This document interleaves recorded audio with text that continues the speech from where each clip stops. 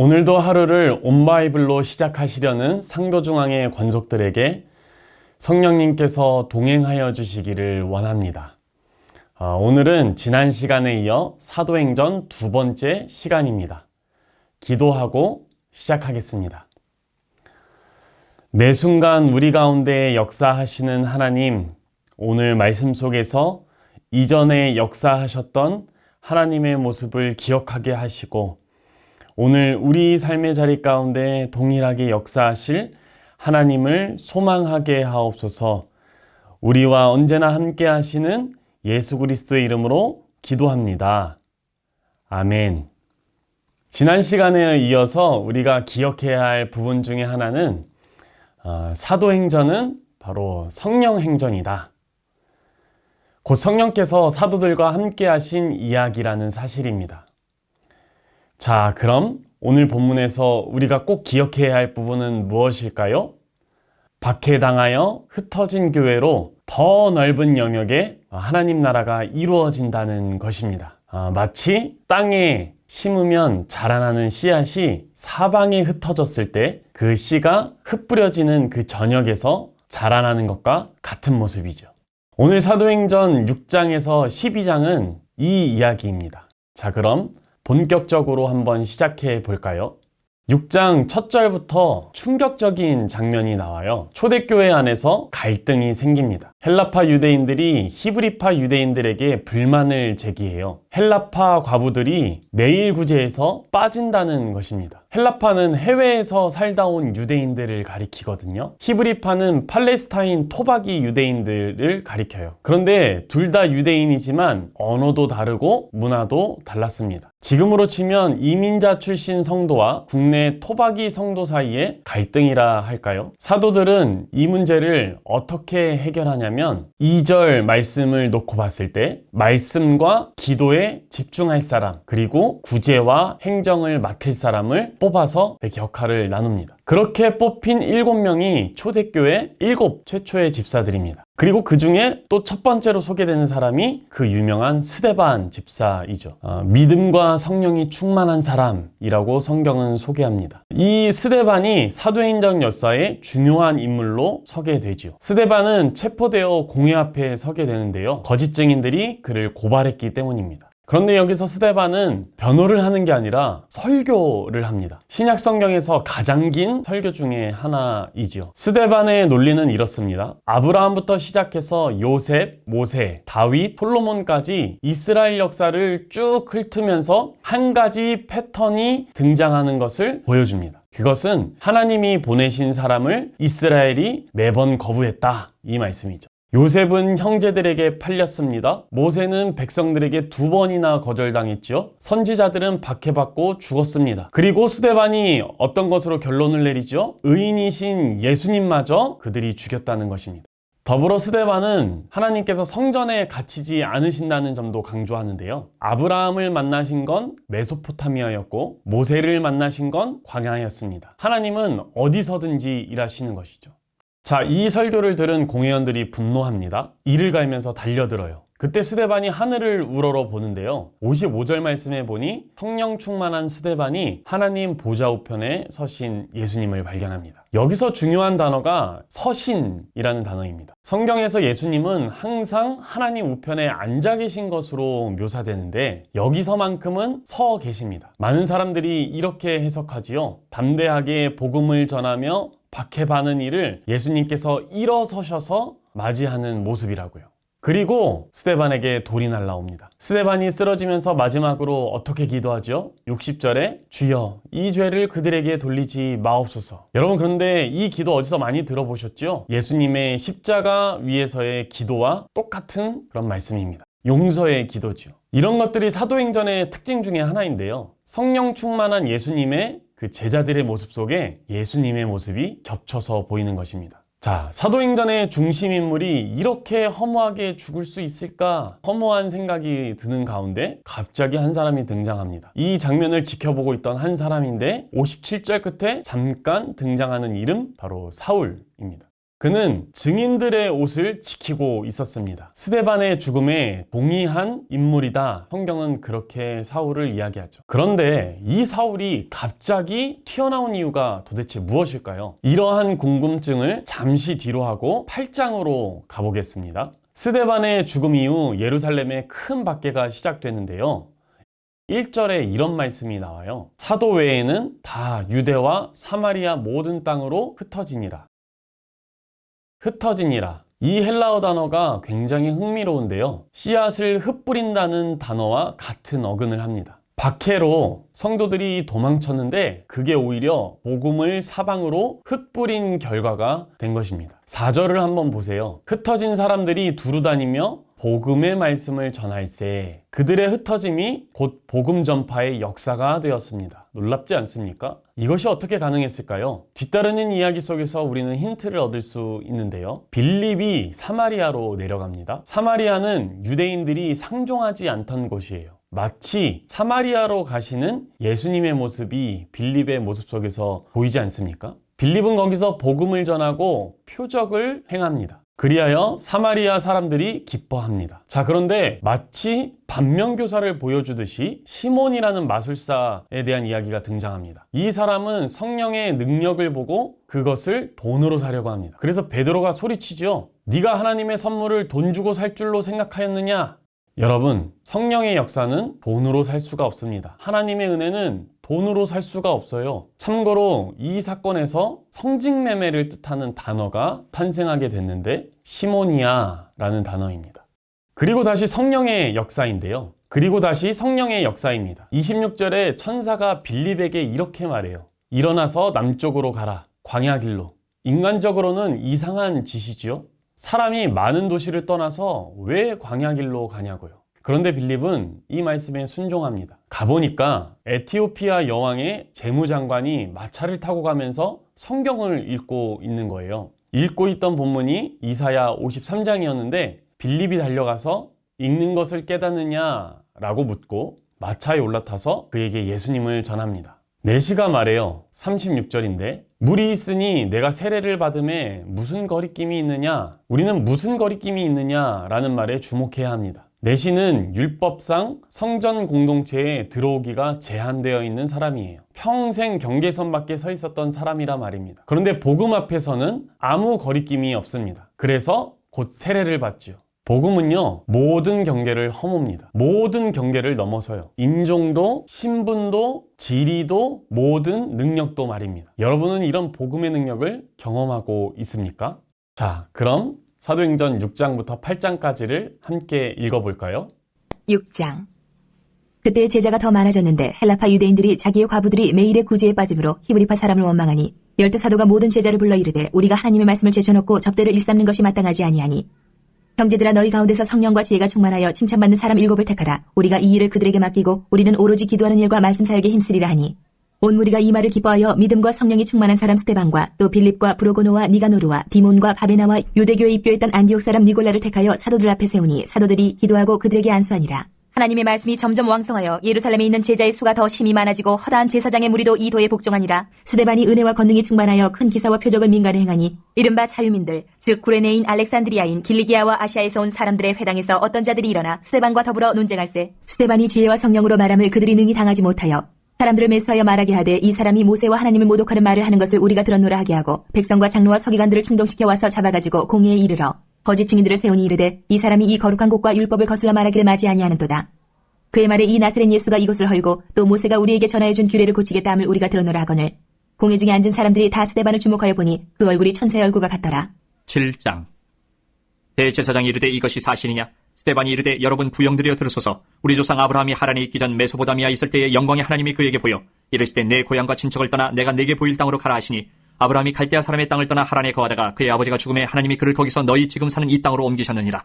그러나 여기서 발붙일 만한 땅도 유업으로 주지 아니하시고 다만 이 땅을 아직 자식도 없는 그와 그의 후손에게 소유로 주신다고 약속하셨으며 하나님이 또 이같이 말씀하시되 그 후손이 다른 땅에서 나그네가 되리니 그 땅 사람들이 종으로 삼아 400년 동안을 괴롭게 하리라 하시고 또 이르시되 종 삼는 나라를 내가 심판하리니 그 후에 그들이 나와서 이곳에서 나를 섬기리라 하시고 할례의 언약을 아브라함에게 주셨더니 그가 이삭을 낳아 여드렛 만에 할례를 행하고 이삭이 야곱을 야곱이 우리 12조상을 낳으니라.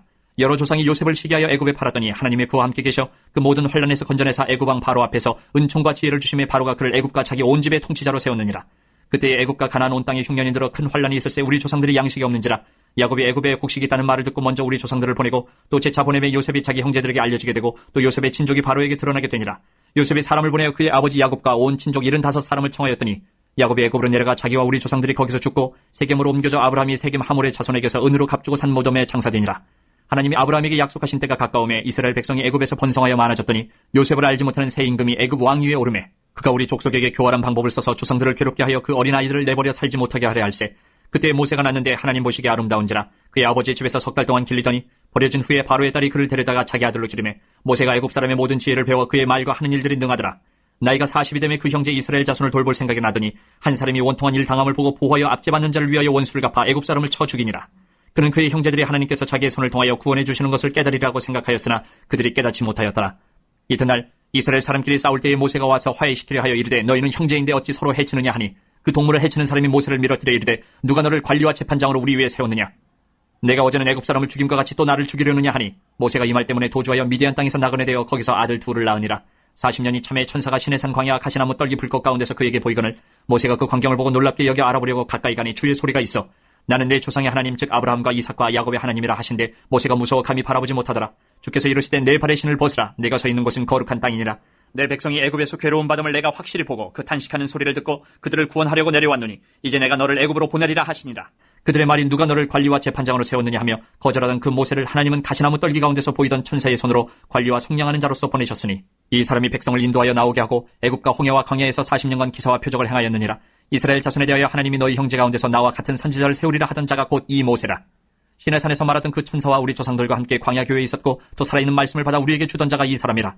우리 조상들이 모세에게 복종하지 아니하고자 하여 거절하며 그 마음이 도리어 애굽으로 향하여 아론더로 이르되 우리를 인도할 신들을 우리를 위하여 만들라. 애굽 땅에서 우리를 인도하던 이 모세는 어떻게 되었는지 알지 못하노라 하고 그때에 그들이 송아지를 만들어 그 우상 앞에 제사하며 자기 손으로 만든 것을 기뻐하더니 하나님이 외면하사 그들을 그 하늘의 군대 섬기는 일에 버려두셨으니 이는 선지자의 책에 기록된 바 이스라엘의 집이여 너희가 광야에서 40년간 희생과 제물을 내게 드린 일이 있었느냐. 몰록의 장막과 신 매판의 별을 받들었으며 이것은 너희가 절하고자 하여 만든 형상이로다. 내가 너희를 바벨론 밖으로 옮기리라 함과 같으니라.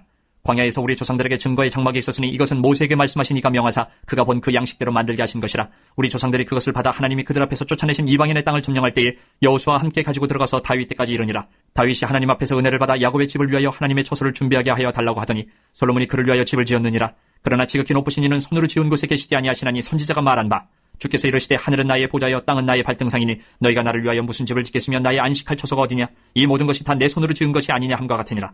목이 곧고 마음과 귀에 할례를 받지 못한 사람들아 너희도 너희 조상과 같이 항상 성령을 거스르는도다.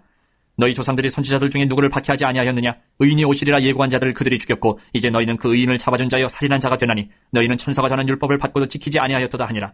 그들이 이 말을 듣고 마음에 찔려 그를 향하여 이를 갈거늘 스데반이 성령 충만하여 하늘을 우러러 주목하여 하나님의 영광 및 예수께서 하나님 우편에 서신 것을 보고 말하되 보라 하늘이 열리고 인자가 하나님 우편에 서신 것을 보노라 한데 그들이 큰 소리를 지르며 귀를 막고 일제히 그에게 달려들어 성 밖으로 내치고 돌로 칠세 증인들의 옷을 벗어 사울이라 하는 청년의 발 앞에 두니라.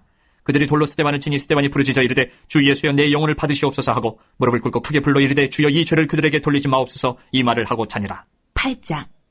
사울은 그가 죽임당함을 마땅히 여기더라. 그날에 예루살렘에 있는 교회에 큰 박해가 있어 사도 외에는 다 유대와 사마리아 모든 땅으로 흩어지니라. 경건한 사람들이 스데반을 장사하고 위하여 크게 울더라. 사울이 교회를 자멸할새 각 집에 들어가 남녀를 끌어다가 옥에 넘기니라. 그 흩어진 사람들이 두루 다니며 복음의 말씀을 전할새 빌립이 사마리아 성에 내려가 그리스도를 백성에게 전파하니 무리가 빌립의 말도 듣고 행하는 표적도 보고 한 마음으로 그가 하는 말을 따르더라. 많은 사람에게 붙었던 더러운 귀신들이 크게 소리를 지르며 나가고 또 많은 중풍병자와 못 걷는 사람이 나으니 그 성에 큰 기쁨이 있더라. 그 성에 시몬이라는 사람이 전부터 있어 마술을 행하여 사마리아 백성을 놀라게 하며 자칭 큰 자라 하니 낮은 사람부터 높은 사람까지 다 따르며 이르되 이 사람은 크라 일컫는 하나님의 능력이라 하더라. 오랫동안 그 말씀에 놀랐으므로 그들이 따르더니 빌립이 하나님 나라와 및 예수 그리스도의 이름에 관하여 전도함을 그들이 믿고 남녀가 다 세례를 받으니 시몬도 믿고 세례를 받은 후에 전심으로 빌립을 따라다니며 그 나타나는 표적과 큰 능력을 보고 놀라니라. 예루살렘에 있는 사도들이 사마리아도 하나님의 말씀을 받았다 함을 듣고 베드로와 요한을 보내매 그들이 내려가서 그들을 위하여 성령 받기를 기도하니 이는 아직 한 사람에게도 성령 내리신 일이 없고 오직 주 예수의 이름으로 세례만 받을 뿐이더라. 이에 두 사도가 그들에게 안수함에 성령을 받는지라. 시몬이 사도들의 안수로 성령 받는 것을 보고 돈을 들여 이르되 이 권능을 내게도 주어 누구든지 내가 안수하는 사람은 성령을 받게 하여 주소서 하니 베드로가 이르되 내가 하나님의 선물을 돈 주고 살 줄로 생각하였으니 내 은과 내가 함께 망할지어다. 하나님 앞에서 내 마음이 바르지 못하니 이 도에는 내가 관계도 없고 분깃될 것도 없느니라. 그러므로 너의 이 약함을 회개하고 주께 기도하라. 혹 마음에 품은 것을 사하여 주시리라. 내가 보니 너는 악독이 가득하며 불의에 매인 바 되었도다. 시몬이 대답하여 이르되 나를 위하여 주께 기도하여 말한 것이 하나도 내게 임하지 않게 하소서 하니라. 두 사도가 주의 말씀을 증언하여 말한 후 예루살렘으로 돌아갈새 사마리아인의 여러 마을에서 복음을 전하니라. 주의 사자가 빌립에게 말하여 이르되 일어나서 남쪽으로 향하여 예루살렘에서 가사로 내려가는 길까지 가라 하니 그 길은 광야라. 일어나 가서 보니 에디오피아 사람 곧 에디오피아 여왕 간다게의 모든 국고를 맡은 관리인 내시가 예배하러 예루살렘에 왔다가 돌아가는데 수레를 타고 선지자 이사야의 글을 읽더라. 성령이 빌립더러 이르시되 이 수레로 가까이 나아가라 하시거늘 빌립이 달려가서 선지자 이사야의 글 읽는 것을 듣고 말하되 읽는 것을 깨닫느냐. 대답하되 지도해주는 사람이 없으니 어찌 깨달을 수 있느냐 하고 빌립을 청하여 수레에 올라 같이 앉으라 하니라. 읽는 성경 구절은 이것이니 일렀으되 그가 도살자에게로 가는 양과 같이 끌려갔고 털 깎는 차 앞에 있는 어린 양이 조용함과 같이 그 입을 열지 아니하였도다. 그가 굴욕을 당했을 때 공정한 재판도 받지 못하였으니 누가 그의 세대를 말하리요. 그의 생명이 땅에서 빼앗김이로다 하였거늘. 그 내시가 빌립에게 말하되 청컨대 내가 묻노니 선지자가 이 말한 것이 누구를 가리킴이냐 자기를 가리킴이냐 타인을 가리킴이냐. 빌립이 입을 열어 이 글에서 시작하여 예수를 가르쳐 복음을 전하니 길 가다가 물 있는 곳에 이르러 그 내시가 말하되 보라 물이 있으니 내가 세례를 받음에 무슨 꺼리낌이 있느냐. 이에 명하여 수레를 멈추고 빌립과 내시가 둘 다 물에 내려가 빌립이 세례를 베풀고 둘이 물에서 올라올새 주의 영이 빌립을 이끌어간지라. 내시는 기쁘게 길을 가므로 그를 다시 보지 못하니라. 빌립은 아소도에 나타나 여러 성을 지나다니며 복음을 전하고 가이사랴에 이르니라.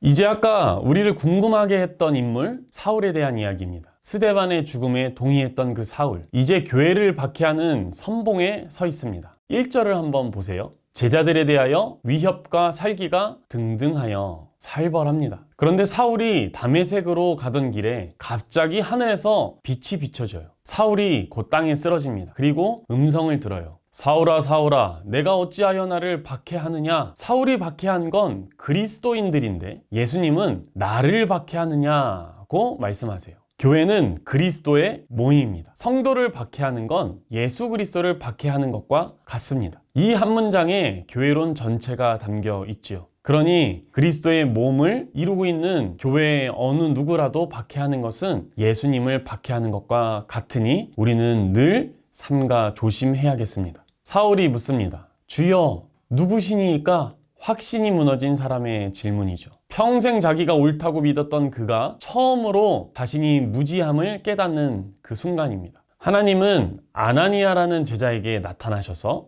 사울에게 가라고 명령하세요. 아나니아는 당연히 겁이 났을 것입니다. 사울이 얼마나 포악하고 살벌하고 무서운 사람인지 이미 소문이 나 있잖아요. 그런데 하나님께서 이제 사용하시기 위해서 택한 사람이라 그렇게 아나니아에게 말씀하십니다. 부르심과 고난이 함께 주어지는 장면인데요. 하나님의 부르심은 편안함으로의 초대가 아니라 사명으로의 위임입니다. 회심한 사울이 예루살렘으로 와서 제자들에게 합류하려 하는데 아무도 그것을 받아들이려고 하지도 않고 믿으려고 하지도 않습니다.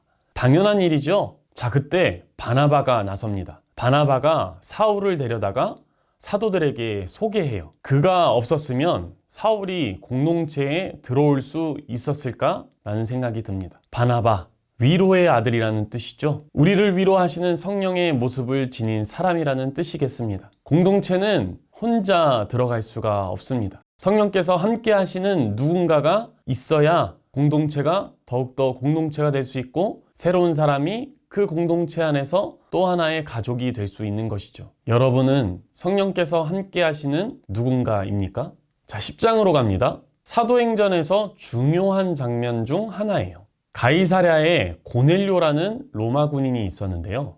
백부장이었습니다. 하나님을 경외하고 기도와 구제를 열심히 하는 사람이었어요. 그런데 천사가 나타나서 베드로를 부르라고 합니다. 한편 요바에 있던 베드로에게도 환상이 보이는데요. 하늘에서 큰 보자기가 내려오는데 거기에 유대인이 먹으면 안 되는 온갖 짐승들이 담겨 있습니다. 그리고 잡아먹으라 하나님의 음성이 들려옵니다. 베드로가 펄쩍 뛰죠. 그러자 다시 음성이 들려와요. 하나님이 깨끗하게 하신 것을 속되다 하지 말라. 자그마치 이 일이 3번이나 반복되어 일어납니다. 3번, 틀림이 없다는 것을 드러내주는 장면이죠. 표면적으로는 음식 정결 규정 이야기 같은데 그 내면에는요, 그 중심에는요, 하나님이 말씀하시는 그것은 이방인에 대한 편견을 버리라는 것입니다. 베드로가 고넬료의 집에 도착했을 때 이런 말을 해요. 28절입니다. 유대인으로서 이방인과 교제하는 것이 위법인 줄을 너희도 알거니와 하나님께서 내게 지시하사 아무도 속되다 하거나 깨끗하지 않다 하지 말라 하셨느니라. 베드로는 이 순간까지도 아마 선교를 염두에 두고 있지 않았을 거예요. 하나님이 먼저 고넬료를 준비하시고 베드로를 이끌어 오신 것이죠. 그러니까 선교는 인간의 전략이나 계획이 아니라 하나님께서 계획해 놓으시고 하나님께서 주권적으로 역사하시는 그 역사에 우리가 동참하는 것입니다.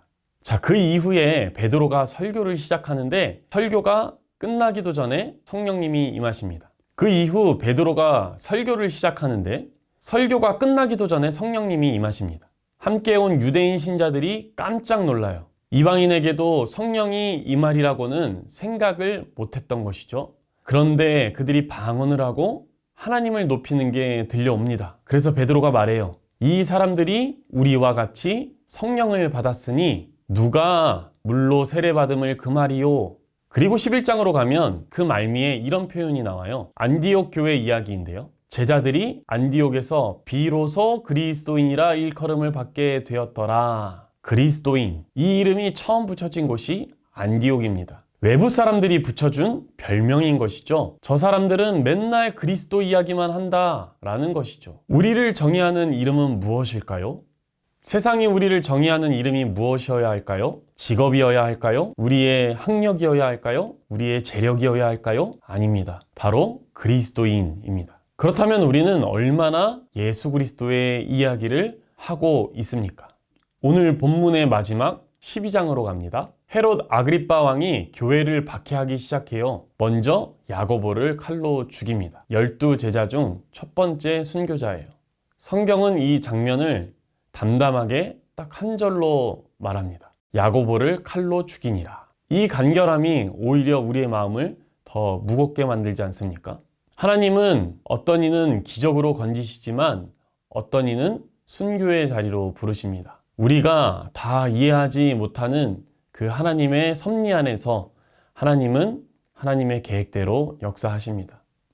헤롯은 베드로도 잡아 감옥에 가두었습니다. 그때 교회가 무엇을 했을까요? 그들은 하나님께 간절히 기도합니다. 그리고는 천사가 나타나 베드로를 구출해 주지요. 쇠사슬이 풀리고 철문이 저절로 열립니다. 베드로가 마리아의 집으로 가서 문을 두드리는데 로데라는 여종이 나왔다가 너무 기뻐서 문도 안 열고 뛰어 들어가요. 베드로가 왔다.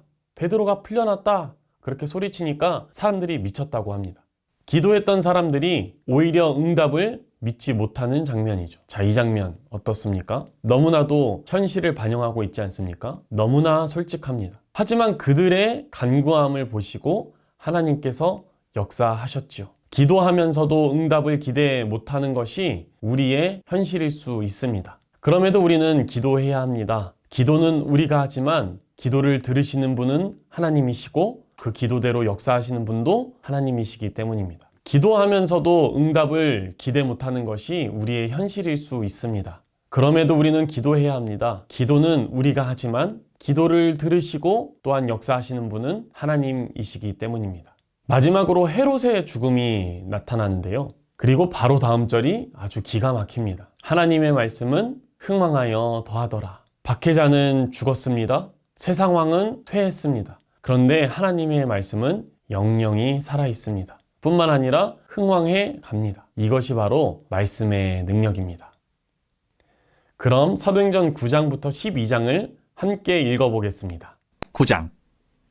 사울이 주의 제자들에 대하여 여전히 위협과 살기가 등등하여 대제사장에게 가서 다메섹 여러 회당에 가져갈 공문을 청하니 이는 만일 그 도를 따르는 사람을 만나면 남녀를 막론하고 결박하여 예루살렘으로 잡아오려 함이라. 사울이 길을 가다가 다메섹에 가까이 이르더니 후련히 하늘로부터 빛이 그를 둘러 비추는지라. 땅에 엎드려져 들음에 소리가 있어 이르시되 사울아 사울아 내가 어찌하여 나를 박해하느냐 하시거늘 대답하되 주여 누구시니까 이르시되 나는 내가 박해하는 예수라. 너는 일어나 시내로 들어가라. 내가 행할 것을 내게 이를 자가 있느니라 하시니 같이 가던 사람들은 소리만 듣고 아무도 보지 못하여 말을 못하고 서 있더라. 사울이 땅에서 일어나 눈은 떴으나 아무것도 보지 못하고 사람의 손에 끌려 다메섹으로 들어가서 사흘 동안 보지 못하고 먹지도 마시지도 아니하니라. 그때 다메섹에 아나니아라 하는 제자가 있더니 주께서 환상 중에 불러 이르시되 아나니아야 하시거늘 대답하되 주여 내가 여기 있나이다 하니 주께서 이르시되 일어나 직가라 하는 거리로 가서 유다 이 집에서 5 사람 사울이라 하는 사람을 찾으라. 그가 기도하는 중이니라. 그가 아나니아라 하는 사람이 들어와서 자기에게 안수하여 다시 보게 하는 것을 보았느니라 하시거늘 아나니아가 대답하되 주여 이 사람에 대하여 내가 여러 사람에게 듣사온즉 그가 예루살렘에서 주의 성도에게 적지 않은 해를 끼쳤다 하더니 여기서도 주의 이름을 부르는 모든 사람을 결박할 권한을 대제사장들에게서 받았나이다 하거늘 주께서 이르시되 가라 이 사람은 내 이름을 이방인과 임금들과 이스라엘 자손들에게 전하기 위하여 택한 나의 그릇이라. 그가 내 이름을 위하여 얼마나 고난을 받아야 할 것을 내가 그에게 보이리라 하시니 아나니아가 떠나 그 집에 들어가서 그에게 안수하여 이르되 형제 사울아 주고 내가 오는 길에서 나타나셨던 예수께서 나를 보내어 너로 다시 보게 하시고 성령으로 충만하게 하신다 하니 즉시 사울의 눈에서 비늘 같은 것이 벗어져 다시 보게 된지라. 일어나 세례를 받고 음식을 먹음에 강건하여 지니라. 사울이 다메섹에 있는 제자들과 함께 며칠 있을 새 즉시로 각 회당에서 예수가 하나님의 아들이심을 전파하니 듣는 사람이 다 놀라 말하되 이 사람이 예루살렘에서 이 이름을 부르는 사람을 멸하려던 자가 아니냐. 여기 온 것도 그들을 결박하여 대제사장들에게 끌어가고자 함이 아니냐 하더라. 사울은 힘을 더 얻어 예수를 그리스도라 증언하여 다메섹에 사는 유대인들을 당혹하게 하니라. 여러 날이 지나며 유대인들이 사울 죽이기를 공모하더니 그 계교가 사울에게 알려지니라. 그들이 그를 죽이려고 밤낮으로 성문까지 지키거늘 그의 제자들이 밤에 사울을 광주리에 담아 성벽에서 달아내리니라. 사울이 예루살렘에 가서 제자들을 사귀고자 하나 다 두려워하여 그가 제자됨을 믿지 아니하니 바나바가 데리고 사도들에게 가서 그가 길에서 어떻게 주를 보았는지와 주께서 그에게 말씀하신 일과 다메섹에서 그가 어떻게 예수 이름으로 담대히 말하였는지를 전하니라.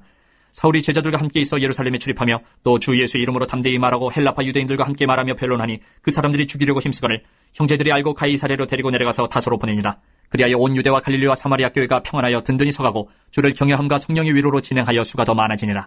그때 베드로가 사방으로 두루 다니다가 룻다에 사는 성도들에게도 내려갔더니 거기서 애니아라 하는 사람을 만나며 그는 중풍병으로 침상 위에 누운 지 8해라. 베드로가 이르되 애니아야 예수 그리스도께서 너를 낫게 하시니 일어나 내 자리를 정돈하라 한데 곧 일어나니 룻다와 사론에 사는 사람들이 다 그를 보고 죽게로 돌아오니라. 요바에 다비다라 하는 여제자가 있으니 그 이름을 번역하면 보르가라. 선행과 구제하는 일이 심히 많더니 그때 병들어 죽음의 시체를 씻어 타락에 누이니라. 룻다가 요바에서 가까운지라 제자들이 베드로가 거기 있음을 듣고 두 사람을 보내어 지쳐 말고 와달라고 간청하여 베드로가 일어나 그들과 함께 가서 이름에 그들이 데리고 타락방에 올라가니 모든 과부가 베드로 곁에 서서 울며 도르가가 그들과 함께 있을 때에 지은 속옷과 겉옷을 다 내보이거늘 베드로가 사람을 다 내보내고 무릎을 꿇고 기도하고 돌이켜 시체를 향하여 이르되 다비다야 일어나라 하니 그가 눈을 떠 베드로를 보고 일어나 앉는지라. 베드로가 손을 내밀어 일으키고 성도들과 과부들을 불러들여 그가 살아난 것을 보이니 온 요빠 사람이 알고 많은 사람이 주를 믿더라. 베드로가 요빠에 여러 날 있어 시몬이라 하는 무두장의 집에서 머무니라. 10장. 가이사랴에 고넬료라 하는 사람이 있으니 이달리아 부대라 하는 군대의 백부장이라. 그가 경건하여 온 지방과 더불어 하나님을 경외하며 백성을 많이 구제하고 하나님께 항상 기도하더니 하루는 제9시쯤 되어 환상 중에 밝히 봄에 하나님의 사자가 들어와 이르되 고넬료야 하니 고넬료가 주목하여 보고 두려워 이르되 주여 무슨 일이니까 천사가 이르되 내 기도와 구제가 하나님 앞에 상달되어 기억하신 바 되었으니 내가 지금 사람들을 윳바에 보내어 베드로라 하는 시몬을 청하라. 그는 무두장이 시몬의 집에 유숙하니 그 집은 해변에 있다 하더라. 마침 마르던 천사가 떠나매 고넬료가 집안 하인들과 부하 가운데 경건한 사람 하나를 불러 이 일을 다 이루고 윳바로 보내니라. 이튿날 그들이 길을 가다가 그 성에 가까이 갔을 그때에 베드로가 기도하려고 지붕에 올라가니 그 시가 근처에 6시더라. 그가 시장하여 먹고자 하매 사람들이 준비할 때에 황홀한 중에 하늘이 열리며 한 그릇이 내려오는 것을 보니 큰 보자기 같고 내기를 메어 땅에 들이었더라. 그 안에는 땅에 있는 각종 네 발 가진 짐승과 기는 것과 공중에 나는 것들이 있더라. 또 소리가 있으되 베드로야 일어나 잡아먹으라 하거늘 베드로가 이르되 주여 그럴 수 없나이다. 속되고 깨끗하지 아니한 것을 내가 결코 먹지 아니하였나이다 한데 또 두 번째 소리가 있으되 하나님께서 깨끗하게 하신 것을 내가 속되다 하지 말라 하더라. 이런 일이 3번 있은 후 그 그릇이 곧 하늘로 올려져 가니라. 베드로가 본 바 환상이 무슨 뜻인지 속으로 의아해 하더니 마침 고넬료가 보낸 사람들이 시몬의 집을 찾아 문 밖에 서서 불러묻되 베드로라는 시몬이 여기 유숙하느냐 하거늘 베드로가 그 환상에 대해 생각할 때에 성령께서 그에게 말씀하시되 두 사람이 너를 찾으니 일어나 내려가 의심하지 말고 함께 가라. 내가 그들을 보내었느니라 하시니 베드로가 내려가 그 사람들을 보고 이르되 내가 곧 너희가 찾는 사람인데 너희가 무슨 일로 왔느냐. 그들이 대답하되 백부장 고넬료는 의인이요 하나님을 경외하는 사람이라 유대 온 족속이 칭찬하더니 그가 거룩한 천사의 지시를 받아 당신을 그 집으로 청하여 말을 들으려 하느니라 한데 베드로가 불러들여 유숙하게 하니라. 이튿날 일어나 그들과 함께 갈새 욥바에서 온 어떤 형제들도 함께 가니라. 이튿날 가이사랴에 들어가니 고넬료가 그의 친척과 가까운 친구들을 모아 기다리더니 마침 베드로가 들어올 때에 고넬료가 맞아 발 앞에 엎드려 절하니 베드로가 일으켜 이르되 일어서라 나도 사람이라 하고 더불어 말하며 들어가 여러 사람이 모인 것을 보고 이르되 유대인으로서 이방인과 교제하며 가까이 하는 것이 위법인 줄은 너희도 알거니와 하나님께서 내게 지시하사 아무도 속되다 하거나 깨끗하지 않다 하지 말라 하시기로 부름을 사용하지 아니하고 왔노라. 묻노니 무슨 일로 나를 불렀느냐. 고넬료가 이르되 내가 나흘 전에 이맘때까지 내 집에서 제9시에 기도를 하는데 갑자기 한 사람이 빛난 옷을 입고 내 앞에 서서 말하되 고넬료야 하나님이 내 기도를 들으시고 내 구제를 기억하셨으니 사람을 욥바에 보내어 베드로라는 시몬을 청하라. 그가 바닷가 무두장이 시몬의 집에 유숙하니라 하시기로 내가 곧 당신에게 사람을 보내었는데 오셨으니 잘하였나이다. 이제 우리는 주께서 당신에게 명하신 모든 것을 듣고자 하여 다 하나님 앞에 있나이다. 베드로가 입을 열어 말하되 내가 참으로 하나님은 사람의 외모를 보지 아니하시고 각 나라 중 하나님을 경외하며 의를 행하는 사람은 다 받으시는 줄 깨달았도다. 만유의 주 되신 예수 그리스도로 말미암아 화평의 복음을 전하사 이스라엘 자손들에게 보내신 말씀 곧 요한이 그 세례를 반포한 후에 갈릴리에서 시작하여 온 유대에 두루 전파된 그것을 너희도 알거니와 하나님이 나사렛 예수에게 성령과 능력을 기름 붓듯 하셨음에 그가 두루 다니시며 선한 일을 행하시고 마귀에게 눌린 모든 사람을 고치셨으니 이는 하나님이 함께 하셨습니다. 우리는 유대인의 땅과 예루살렘에서 그가 행하신 모든 일의 증인이라. 그를 그들이 나무에 달아 죽였으나 하나님이 사흘 만에 다시 살리사 나타내시되 모든 백성에게 하신 것이 아니요 오직 미리 택하신 증인 곧 죽은 자 가운데서 부활하신 후 그를 모시고 음식을 먹은 우리에게 하신 것이라. 우리에게 명하사 백성에게 전도하되 하나님이 살아있는 자와 죽은 자의 재판장으로 정하신 자가 곧 이 사람인 것을 증언하게 하셨고 그에 대하여 모든 선지자도 증언하되 그를 믿는 사람들이 다 그의 이름을 힘입어 죄사함을 받는다 하였느니라. 베드로가 이 말을 할 때에 성령이 말씀 듣는 모든 사람에게 내려오시니 베드로와 함께 온 할례받은 신자들이 이방인들에게도 성령 부어주심으로 말미암아 놀라니 이는 방언을 말하며 하나님 높임을 들음이러라. 이에 베드로가 이르되 이 사람들이 우리와 같이 성령을 받았으니 누가 능히 물로 세례 베품을 금하리요 하고 명하여 예수 그리스도의 이름으로 세례를 베풀라 하니라. 그들이 베드로에게 며칠 더 머물기를 청하니라. 11장. 유대에 있는 사도들과 형제들이 이방인들도 하나님의 말씀을 받았다함을 들었더니 베드로가 예루살렘에 올라갔을 때에 할례자들이 비난하여 이르되 내가 무할례자의 집에 들어가 함께 먹었다 하니 베드로가 그들에게 이 일을 차례로 설명하여 이르되 내가 요바시에서 기도할 때에 황홀한 중에 환상을 보니 큰 보자기 같은 그릇이 내 귀에 매어 하늘로부터 내려 내 앞에까지 드리워지거늘 이것을 주목하여 보니 땅에 네 발 가진 것과 들짐승과 기른 것과 공중에 나는 것들이 보이더라. 또 들으니 소리 있어 내게 이르되 베드로야 일어나 잡아먹으라 하거늘 내가 이르되 주님 그럴 수 없나이다. 속되거나 깨끗하지 아니한 것은 결코 내 입에 들어간 일이 없나이다 하니 또 하늘로부터 두 번째 소리 있어 내게 이르되 하나님이 깨끗하게 하신 것을 내가 속되다고 하지 말라 하더라. 이런 일이 세 번 있은 후에 모든 것이 다시 하늘로 끌려 올라가더라. 마침 세 사람이 내가 유숙한 집 앞에 서 있으니 가이사랴에서 내게로 보낸 사람이라. 성령이 내게 명하사 아무 의심 말고 함께 가라 하시매 이 여섯 형제도 나와 함께 가서 그 사람의 집에 들어가니 그가 우리에게 말하기를 천사가 내 집에 서서 말하되 내가 사람을 요바에 보내어 베드로라 하는 시몬을 청하라. 그가 너와 내 온 집이 구원받을 말씀을 내게 이르려 함을 보았다 하거늘 내가 말을 시작할 때에 성령이 그들에게 임하시기를 처음 우리에게 하신 것과 같이 하는지라. 내가 주의 말씀에 요한은 물로 세례를 베풀었으나 너희는 성령으로 세례를 받으리라 하신 것이 생각나노라. 그런즉 하나님이 우리가 주 예수 그리스도를 믿을 때에 주신 것과 같은 선물을 그들에게도 주셨으니 내가 누구에게 하나님을 능히 맡겠느냐 하더라. 그들이 이 말을 듣고 잠잠하여 하나님께 영광을 돌려 이르되 그러면 하나님께서 이방인에게도 생명 얻는 회개를 주셨도다 하니라. 그때 스데반의 일로 일어난 혼란으로 말미암아 흩어진 자들이 베네게와 구브로와 안디옥까지 이르러 유대인에게만 말씀을 전하는데 그 중에 구브로와 구레네 몇 사람이 안디옥에 이르러 헬라인에게도 말하여 주 예수를 전파하니 주의 손이 그들과 함께 하심에 수많은 사람들이 믿고 죽게 돌아오더라. 예루살렘 교회가 이 사람들의 소문을 듣고 바나바를 안디옥까지 보내니 그가 이르러 하나님의 은혜를 보고 기뻐하여 모든 사람에게 굳건한 마음으로 주와 함께 머물러 있으라 권하니 바나바는 착한 사람이여 성령과 믿음이 충만한 사람이라. 이에 큰 무리가 죽게 더하여지더라. 바나바가 사울을 찾으러 다소에 가서 만남에 안디옥에 데리고 와서 둘이 교회에 1년간 모여있어 큰 무리를 가르쳤고 제자들이 안디옥에서 비로소 그리스도인이라 일컬음을 받게 되었더라. 그때 선지자들이 예루살렘에서 안디옥에 이르니 그 중에 아가보라 하는 한 사람이 일어나 성령으로 말하되 천하에 큰 흉년이 들리라 하더니 글라우디오 때에 그렇게 되니라. 제자들이 각각 그 힘대로 유대에 사는 형제들에게 부조를 보내기로 작정하고 이를 실행하여 바나바와 사울의 손으로 장로들에게 보내니라. 12장. 그때 헤로당이 손을 들어 교회 중에서 몇 사람을 해하려 하여 요한의 형제 야고보를 칼로 죽이니 유대인들이 이 일을 기뻐하는 것을 보고 베드로도 잡으려 할세 때는 무교절 기간이라. 잡음에 옥에 가두어 군인 내식인 네페에게 맡겨 지키고 6월절 후에 백성 앞에 끌어내고자 하더라.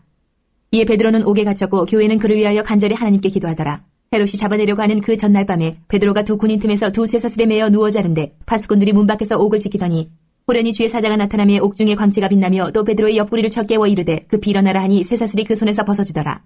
천사가 이르되 띠를 띠고 신을 신으라 하거늘 베드로가 그대로 하니 천사가 또 이르되 겉옷을 입고 따라오라 한데 베드로가 나와서 따라갈새 천사가 하는 것이 생시인 줄 알지 못하고 환상을 보는가 하니라. 이에 첫째와 둘째 파수를 지나 시내를 통한 쇠문에 이르니 문이 저절로 열리는지라. 나와서 한 거리를 지나며 천사가 곧 떠나더라. 이에 베드로가 정신이 들어 이르되 내가 이제야 참으로 주께서 그의 천사를 보내어 나를 헤롯의 손과 유대의 백성의 모든 기대에서 벗어나게 하신 줄 알겠노라 하여 깨닫고 마가라는 요한의 어머니 마리아의 집에 가니 여러 사람이 거기에 모여 기도하고 있더라. 베드로가 대문을 두드린데 로데라 하는 여자아이가 영접하러 나왔다가 베드로의 음성인 줄 알고 기뻐하여 문을 미처 열지 못하고 달려 들어가 말하되 베드로가 대문 밖에 섰더라 하니 그들이 말하되 내가 미쳤다 하나 여자아이는 힘써 말하되 참말이라 하니 그들이 말하되 그러면 그의 천사라 하더라. 베드로가 문 두드리기를 그치지 아니하니 그들이 문을 열어 베드로를 보고 놀라는지라. 베드로가 그들에게 손짓하여 조용하게 하고 주께서 자기를 이끌어 옥에서 나오게 하던 일을 말하고 또 야고보의 형제들에게 이 말을 전하라 하고 떠나 다른 곳으로 가니라. 나르셈의 군인들은 베드로가 어떻게 되었는지 알지 못하여 적지 않게 소동하니 헤롯이 그를 찾아도 보지 못하며 파수꾼들을 신문하고 죽이라 명하니라. 헤롯이 유대를 떠나 가이사라로 내려가서 머무니라. 헤롯이 두로와 시돈 사람들을 대단히 노여워하니 그들이 지방의 왕국에서 나는 양식을 먹는 까닭에 한 마음으로 그에게 나아와 왕의 침소 맡은 신하 블라스도를 설득하여 화목하기를 청한지라. 헤롯이 나를 택하여 왕복을 입고 단상에 앉아 백성에게 연설하니 백성들이 크게 부르되 이것은 신의 소리요 사람의 소리가 아니라 하거늘 헤롯이 영광을 하나님께로 돌리지 아니하므로 주의 사자가 고치니 벌레에게 먹혀 죽으니라. 하나님의 말씀은 흥왕하여 더하더라. 바나바와 사울이 부조하는 일을 마치고 마가라는 요한을 데리고 예루살렘에서 돌아오니라. 오늘 우리는 사도행전 6장부터 12장 말씀을 살펴보았는데요. 우리는 이 말씀들 속에서 세 가지 메시지를 발견할 수 있습니다. 먼저 복음은 박해에 굴복하지 않습니다. 밟고 밟을수록 흩어버리고 흩어버릴수록 복음은 오히려 더욱더 살아납니다. 그리고 뻗어나갑니다. 그리하여 온 세상에 전파됩니다. 복음에 깃든 생명력은 우리에게 있는 생명과 다릅니다. 죽어도 죽지 않고 뻗어나갑니다. 그러니 우리는 그 능력을 믿고 복음을 담대하게 전해야겠습니다. 다음으로 교회는 함께 세워나가야 합니다. 교회에는 서로 다른 사람들이 존재하지요. 그렇기 때문에 다툼이 발생할 수도 있습니다. 중요한 것은 그 다툼이 발생했을 때 어떻게 하느냐이겠지요. 성령이 충만한 교회는 더욱 연합해 가는 길을 생각해내고 그것을 택합니다. 그것은 교회를 더욱더 촘촘히 세워나가는 일일 것인데, 한 사람에게 의존하는 모습이 아니라 성령 받은 사람들이 함께 모여 교회를 세워나가는 모습입니다. 모임의 구심점은 늘 하나님이어야 합니다. 그리고 하나님을 중심으로 교회는 원을 그려나가야 하는 것이죠. 마지막으로 우리는 늘 그리스도의 이야기를 해야 합니다. 그리스도인이 예수님의 이야기를 하지 않으면 어찌 그리스도인이라 할 수 있을까요? 우리가 예수님의 이야기를 하지 않으면 어느 누가 예수님의 이야기를 들을 수 있을까요? 우리가 아는 예수님의 이야기 속에서 사람들은 예수님의 살아계심을 발견할 것입니다. 그리고 사도들의 모습에 예수님의 모습이 보였듯이 우리의 모습에도 예수님의 모습이 보이게 될 것입니다. 오늘 말씀을 읽은 여러분의 모습 속에서 예수 그리스도의 모습이 보이게 되기를 간절히 소망합니다. 기도하겠습니다. 온갖 박해 속에서도 우리로 죽지 않게 하시고 우리를 살려내신 하나님, 우리가 마주하는 고난과 역경 속에서 우리를 지켜주시고 모든 악으로부터 우리를 보호하여 주옵소서. 하나님, 우리의 모습 속에서 예수님의 모습이 나타나기를 소망합니다. 그리하여 우리를 통하여서 하나님의 나라의 복음이 전파되고 우리의 삶 자체가 하나님 보시기에 또한 우리 이웃들이 보기에 기쁜 소식이 될 수 있도록 하나님 우리를 들어 사용하여 주옵소서. 오늘도 우리의 삶의 주인이 되시며 오늘도 우리의 발걸음을 인도하여 주실 예수 그리스도의 이름으로 기도하옵나이다. 아멘.